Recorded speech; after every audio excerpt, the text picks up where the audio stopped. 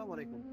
কথা বলবো ছোট ফেনীর নদী সম্পর্কে, যেটা সেই ভয়াল বন্যা যখন মুসাফির ক্লোজার ব্রিজ ভেঙে নিয়ে যায়, তখন এখানকার যে ছোট ফেনী নদী সেটার ভাঙন শুরু হয়।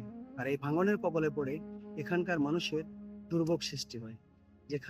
যেটা এখন ক্রমান্বয়ে বৃদ্ধি পাচ্ছে, সেটা হচ্ছে মানুষের ঘর বাড়ি বসত ভিটা সবকিছু নদী ভেঙে নিয়ে যাচ্ছে। তাই সরকারের কাছে আমরা আবেদন করব, এদেশের এই এলাকার মানুষের, এই অঞ্চলের মানুষের পানের দাবি হচ্ছে নোয়াখালী ছোট ফেনী নদীর রক্ষার্থে মুসাফির ক্লোজার পুনর্নির্মাণ করা বর্তমান সরকারের কাছে এই অঞ্চলের মানুষের পানের দাবি। গত বন্যায় মুসাফির ক্লোজার ভেঙে যাওয়ার পর এই নদী সম্পূর্ণ রকমের ঘনস্রোতের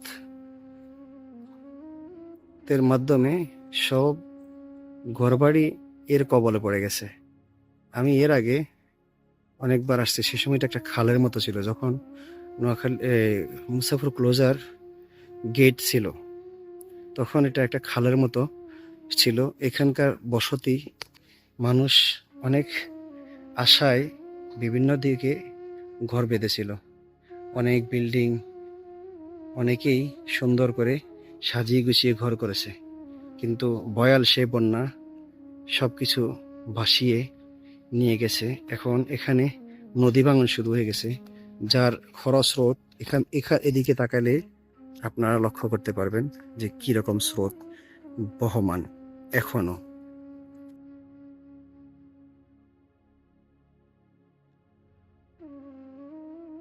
যেটা নিয়ে আপনাদের মাঝে উপস্থিত হয়েছি, সেটা হয়তো আপনারা লক্ষ্য করছেন।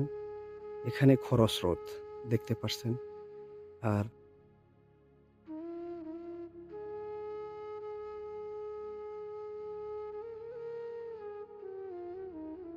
এই ভয়াল নদী যখন জোয়ার আসে, জোয়ারের পানির ঢেউয়ে এভাবেই নদী গর্ভে বিলীন হয়ে যায় হাজার হাজার একর ফসলি জমিন, যার বাস্তব চিত্র নিজ চোখে না দেখলে হয়তো আপনিও বিশ্বাস করবেন না।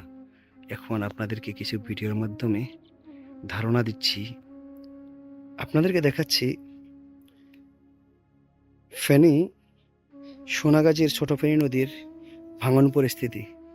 এখানে যে ভয়াল ভাঙন আপনারা লক্ষ্য করছেন, এই নদী গর্ভে ক্রমান্বয়ে বিলীন হয়ে যাচ্ছে হাজার হাজার একর জমি, আবাদি জমিন, যার বাস্তব চিত্রগুলো হচ্ছে এই যে চর, এই চরের উপরে লক্ষ্য করছেন মাটি কিভাবে ফেটে গেছে। আর এই পাটা মাটিগুলোই যখন জোয়ার আসে, জোয়ারের পানিতে ঢেউয়ের সাথে এভাবেই এক এক ফাটনে কত বড় একটা জমিন নিমিষেই নিয়ে যায়, বিলীন হয়ে যায় নদী গর্ভে, যেটার বাস্তব কিছু চিত্র এখানে লক্ষ্য করা যায়। আর এটা যে দেখেন, খুব কাছ থেকে দেখলে দেখা যায় এভাবেই বিলীন হয়ে যাচ্ছে হাজার হাজার একর জমি। আসসালামু আলাইকুম রহমতুল্লাহ আবরাকাতু। আঙ্গুর দাবি হইলে মনে করেন ঘর বাড়ি আঙ্গুর সব ভাঙ্গি যায়। অনগা তাড়াতাড়ি মুসাফির গেটটা যেন তাড়াতাড়ি দ্রুত গতিতে করিয়া মানে আমাদের বাঁচানোর জন্য একটা সরকারের কাছে মনে করেন আমাদের দাবি রে। এটা মনে করেন যে অবস্থা শুরু হয়েছে, সামনে তো আরো বর্ষাকাল আইয়ে সামনে হুদিন এইভাবে বাঙালি যার বর্ষাকালে তো আরো বেশি ভাঙবে। তাড়াতাড়ি যেন গেটটা করিয়া মনে করেন আমাদের দিকে একটু ট্রেনে তাড়াতাড়ি গেটটা করার জন্য সরকারের কাছে মনে করেন আমাদের দাবি এটা রইল। এই দাবি আমাদের এটা তাড়াতাড়ি যেন আপনারা করেন। ভয়াল সেই বন্যা যখন মুসাফির ক্লোজার ব্রিজটা ভেঙে যায়, তখনই শুরু হয় অত্র অঞ্চলের মানুষের দুর্ভোগ, যার বাস্তব উদাহরণ এখানে আপনাদেরকে আমরা এই ভিডিওর মাধ্যমে কিছু আইডিয়া দেব, যেটা আমার পিছনে লক্ষ্য করছেন আপনারা।